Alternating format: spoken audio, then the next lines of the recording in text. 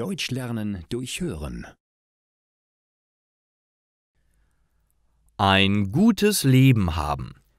Das Leben von Max ist nicht immer einfach. Er arbeitet bei einer großen Bank.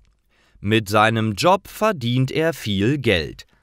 Allerdings arbeitet er jeden Tag sehr lang und hat nur wenig Zeit für Hobbys oder seine Familie. Damit ist jetzt Schluss. Max möchte endlich sein Leben genießen. Er kündigt seinen Job und zieht mit seiner Familie in ein kleines Dorf. Dort arbeitet er jetzt als Gärtner. Mit seinem neuen Job verdient er nur noch wenig Geld. Aber sein neues Leben hat auch viele Vorteile. Er hat jetzt endlich mehr Zeit. Am Nachmittag holt er seine Tochter Lisa von der Schule ab. Die beiden gehen gemeinsam nach Hause und essen unterwegs ein leckeres Eis. Abends trifft er sich mit seinem Freund Hans. Die beiden Freunde sitzen im Garten und grillen.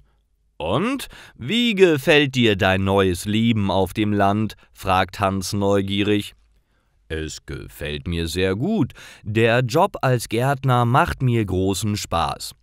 Und nächste Woche werde ich mit meiner Frau in den Urlaub fahren. Dafür hatte ich früher nie Zeit«, erzählt Max.